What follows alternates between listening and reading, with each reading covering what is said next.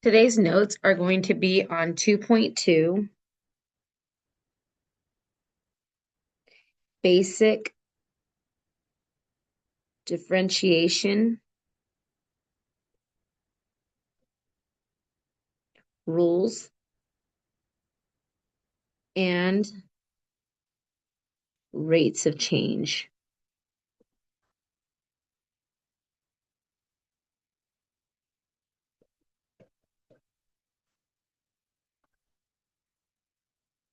We are always going to simplify by using algebra before choosing a rule.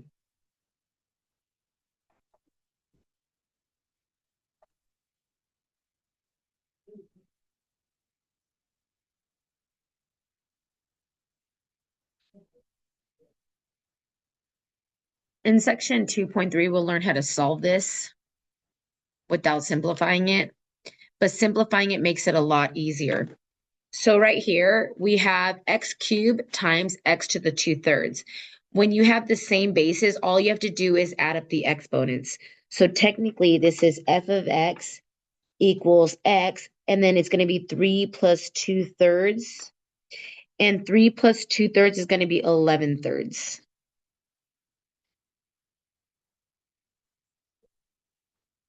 So we're just going to stop there. We're just going to be simplifying here.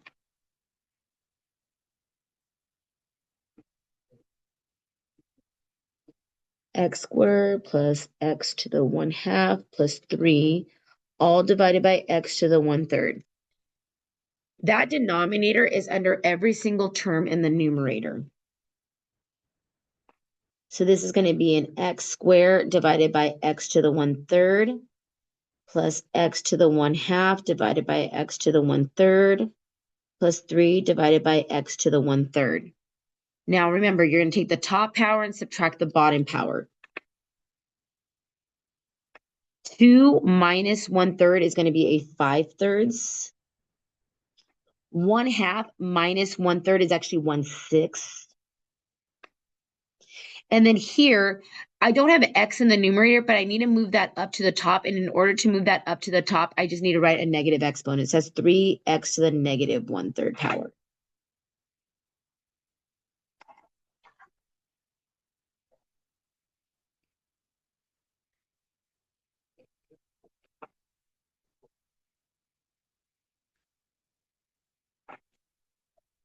On C, all I'm going to do is rewrite that radical. And to rewrite that radical, whatever is underneath the radical, which is going to be the 3x plus 4, and then the exponent, the top is the power, the bottom is the root. Now, just by simplifying it, it's going to make our problems a lot easier now that we're going to introduce derivatives.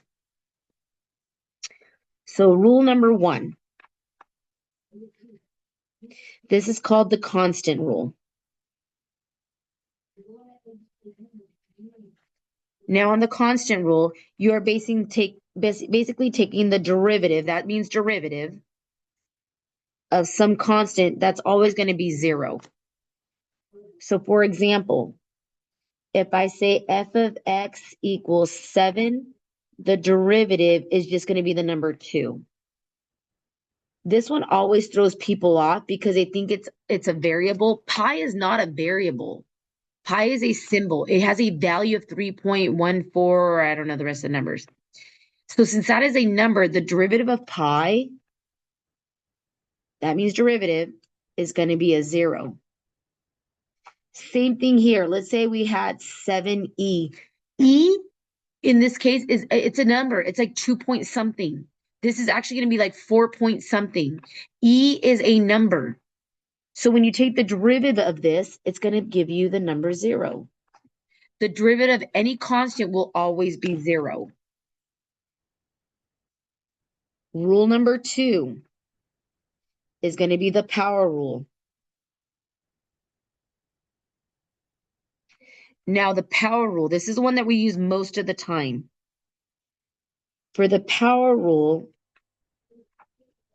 n is a number. What you have to do is you have to bring the number down, And then the exponent, all you do is you subtract 1, you decrease it by 1.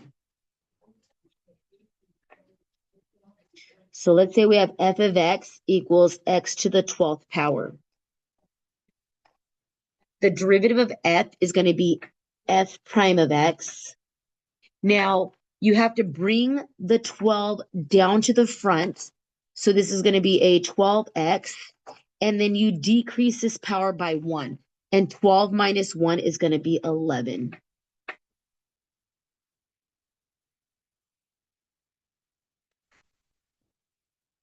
Let's say we have f of x equals x raised to the pi. Remember, pi is still a number. Pi is still a number. So the derivative of f is going to be f prime of x. Now, the power rule. Remember, you bring the power down.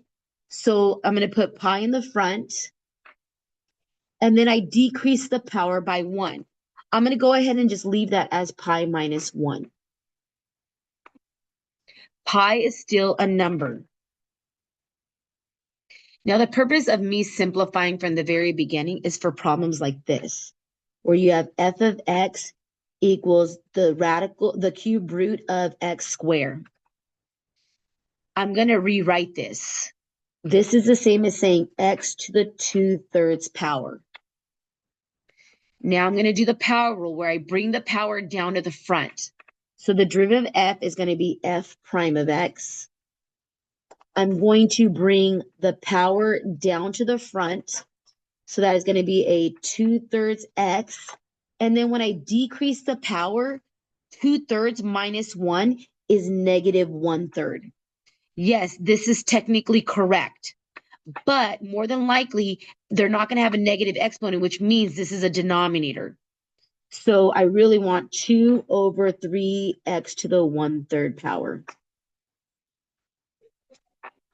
Both of these are correct, but if it were multiple choice, that's the answer that would show up, not that one. This is the one we're going to use a lot, the power rule. Remember, bring the power down to the front and then decrease the power by 1.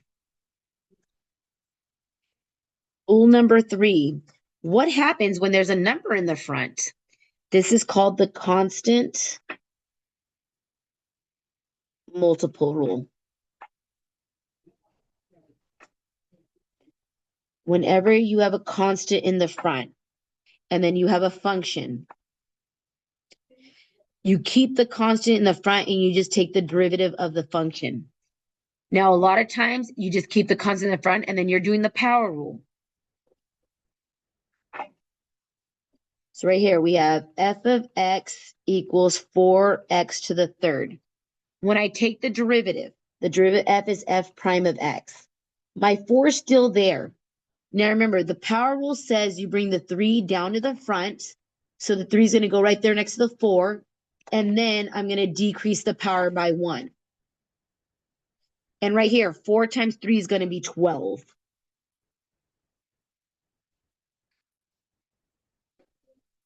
Can you go straight from here to here? Yes, that's what I want. I want you to go from here to here. I don't want you to really write all this stuff out unless you have to.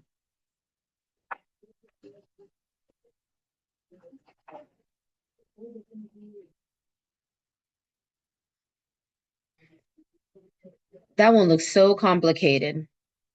Now, I'm going to go ahead and I'm going to rewrite this. That's technically a 1/2. So I'm going to rewrite this as f of x equals 1/2. This radical is technically x, the power is 2, the root is 3. And because it's a denominator, in order for me to flip it to the top, I'm going to go ahead and I'm going to multiply here. So now here, this is x to the negative 2/3. So now when I go ahead and I take the derivative of f, that's going to be f prime of x. The constant multiple, remember, I'm going to leave the 1/2 to the front. Now, when you bring this exponent down to the front, that's going to be a negative 2/3x.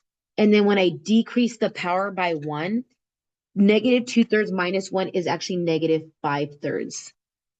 So now when I simplify this, my 2's are going to cancel and I'm left with 1/3. And then because that's a negative exponent, that's actually a denominator.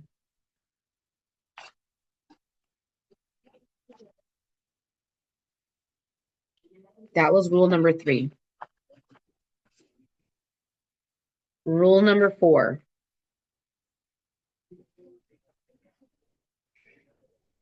is the sum and difference rule.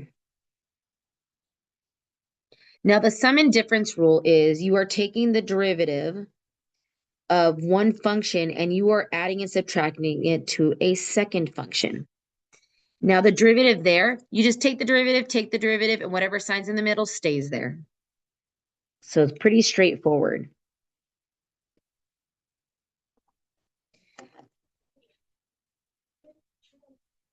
All right, let's say we had y equals 3x squared minus x plus 1, all divided by x. The first step was always to simplify. So if we simplify right here, 3x squared divided by x, that's just 3x. X divided by x is 1. 1 divided by x is actually x to the negative 1 power. Now the sum and difference rule, take the derivative, take the derivative, take the derivative. The derivative of y is going to be a y prime. The derivative of 3x is just 3. The derivative of negative 1 is 0 because there's no derivative to a constant. And then right here, I'm going to bring the negative 1 down. So that's going to be a negative x and then decrease the power. So technically this is correct, or it'll be written like this, 3 minus 1 over x squared. On your quiz, I'm going to tell you no negative exponents. This is the answer I want to see. All right, rule number 5. You guys have to memorize these. You will be taking a quiz on them. These are the trig rules. If I were you, I would make flashcards. The derivative of sine x is positive cosine x. The derivative of cosine x is negative sine x. Now, don't just say negative sin. It needs to have an argument. The derivative of tangent x is secant squared x. The derivative of cosecant x is negative cosecant x cotangent x. The derivative of secant x is secant x tangent x. And the derivative of cotangent x is negative cosecant squared x.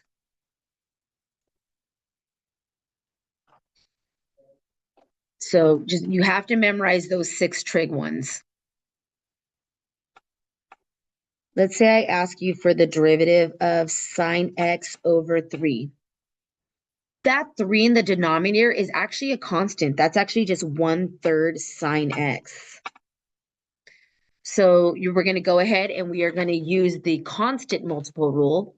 So the derivative of y is going to be y prime. I'm going to keep the 1/3 there. And the derivative of sine is cosine x. Let's say I had f of x equals 3 cosecant x minus pi over 2. That's a constant because pi is a 3.14 cosine x. So here we are going to use the rule number 3, which is the constant multiple rule. And I'm also using the sum and difference rule. So the derivative of f is f prime of x. 3 is a constant. The derivative of cosecant is negative cosecant x cotangent x. This is being multiplied. So technically, this is negative 3 cosecant x cotangent x. Minus, we have pi over 2, that's the constant. And then the derivative of cosine is negative sine.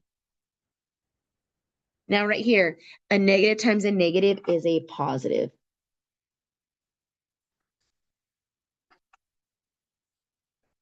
Be careful on this. I don't want you to say, oh, that's 3 minus cosecant x cotangent x. Those are being multiplied. Rule number 6. This is another one you have to memorize. the derivative of the natural exponential function, which is basically the derivative of e to the x is e to the x. Pretty simple. So let's say I'm asking you for the derivative of 3x squared plus e to the x. On this one, you are going to use the power rule. Then this is a sum and difference. And then this is going to be rule number 6, the natural exponential. So the derivative of f is f prime of x. The derivative here, I'm going to bring the 2 down. So 3 times 2 is 6, decrease the power. And then the derivative of e to the x is just e to the x.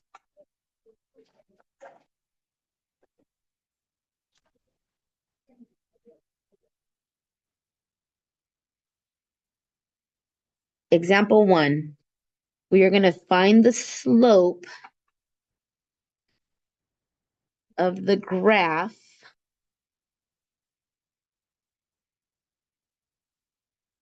of the function at the given point.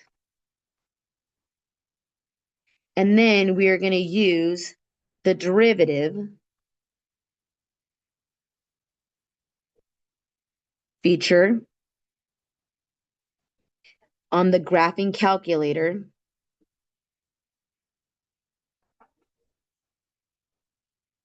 to verify.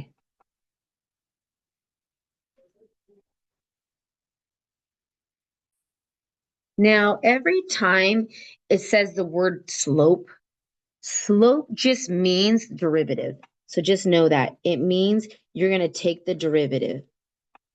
Okay? Whenever it says the word slope, it just means take the derivative. So here we have this equation, y equals 2x squared minus 3x plus 1. So this is going to be the graph, and you're going to find it at the point negative 328. So the word slope, which is also represented with m, just means the derivative. So right here, I'm going to take the derivative. The derivative of 2x squared, I'm going to bring the 2 down, so that's going to be a 4x. I'm decreasing the power. The derivative of negative 3x is just going to be a negative 3. And then the derivative of 1 is 0. So you have to first take the derivative.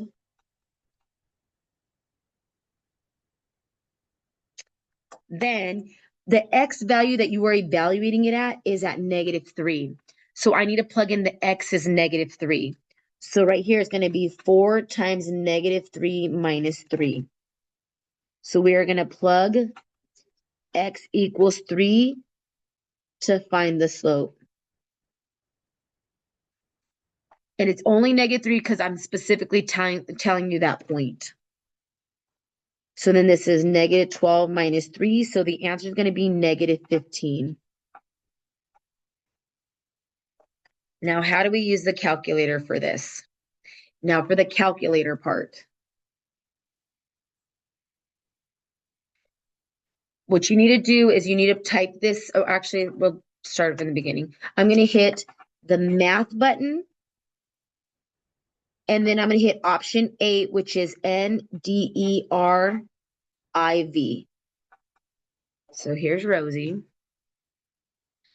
So here's the math button. The math button's right here. I'm going to hit math.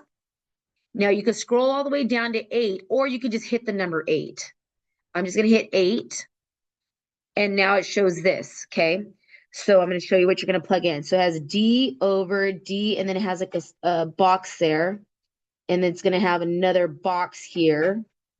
And then it does this. So I'm going to go ahead, and you are taking the derivative of x. So I'm going to put the letter x right there, which is right here. Now, right here is where you're plugging in your equation. Your equation is a 2x squared minus 3x plus 1. So 2x squared minus 3x plus 1. I'm going to hit my arrow to the right. Automatically, when I put x here, it put an x right here. And then you are evaluating this at x equals negative 3. Actually, I don't know why I didn't put negative 3 there. You are evaluating x as -3. So right here, you're going to type in a -3. So, and make sure when you're typing in -3, you are using this button. That's the -3. That's -3. That's different. So -3. And when I hit enter, look at, I get a -15. And that was my answer, -15. So that's how you use the calculator to check your answer.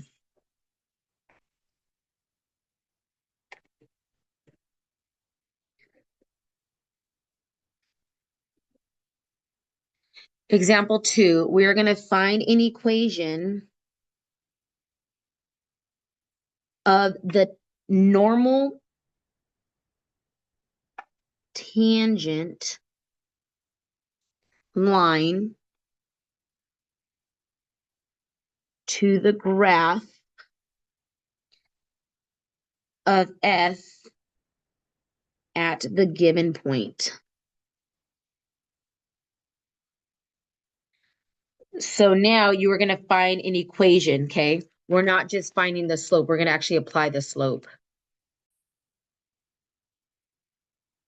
So our equation is going to be f of x equals -4x squared plus 3x minus 1. And we are going to find the tangent line at the point -3, -46. All right, so since we are finding the equation of a line, we know that the equation of a line is in y minus y1 equals mx minus x1. Now I can automatically plug in my x1 and my y1 because that's a specific point that I'm finding the tangent line to. Now I need to find out what my m is. In order to find your m is the slope, which means the derivative. So your m is going to be the derivative.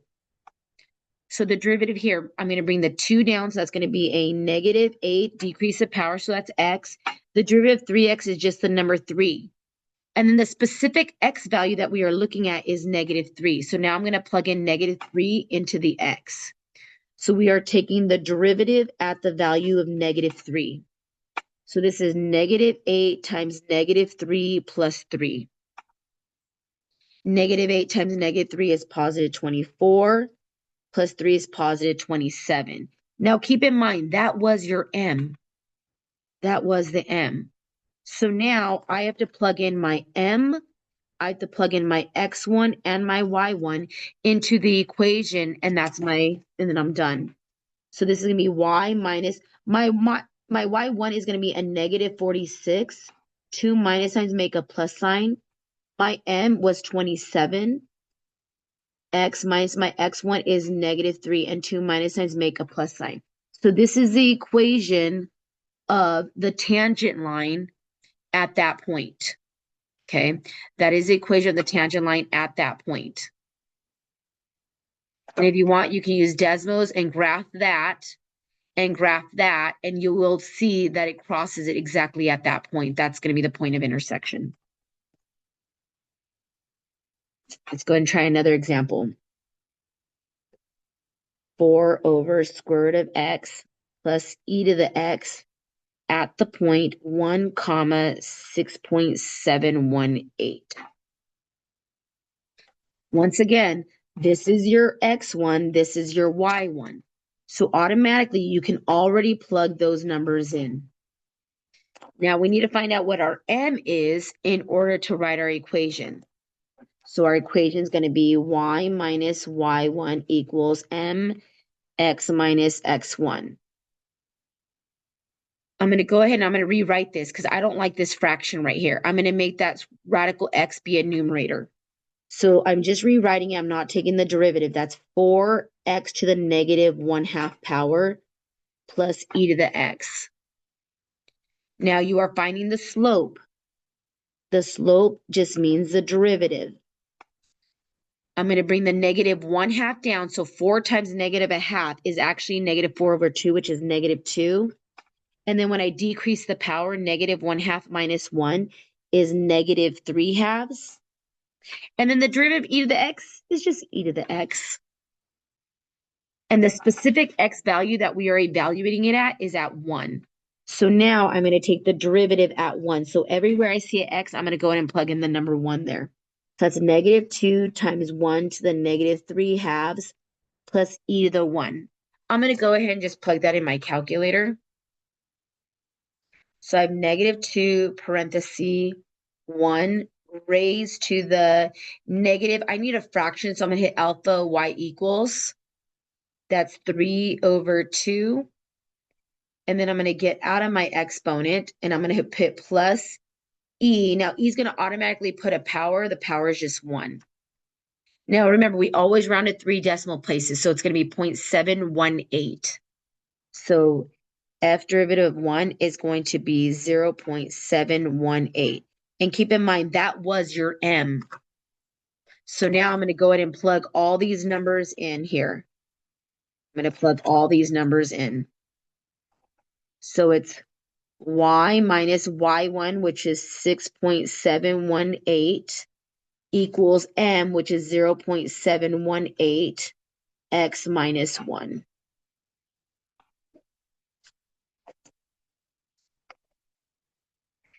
Example 3. We are going to determine the points, if any, at which the graph of the function has a horizontal tangent line. Now keep in mind, horizontal looks like this. It's going left to right. So on horizontal tangents, that just basically means that the slope is equal to 0. So in order to get a horizontal tangent, that means your slope, which is your derivative, has to equal 0.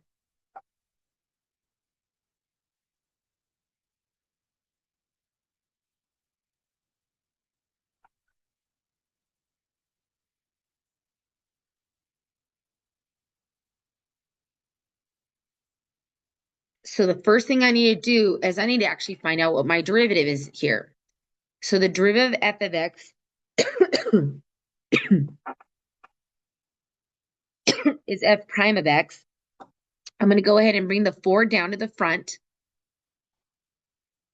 decrease the power, bring the 2 down to the front, decrease the power, and then the derivative of 3 is 0.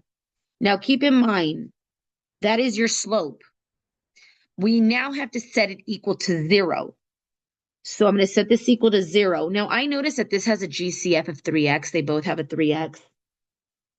If I factor 3x out of here, I'm left with x squared. If I factor 3x out of here, I'm left with a 4. Oh, that's a square minus in the middle. Difference of squares. That's going to be 3x, x plus 2, x minus 2. So now I have to do the 0 product property. I have to set 3x equal to 0. So in this case, x equals 0. I have to set x plus 2 equal to 0. So x equals negative 2.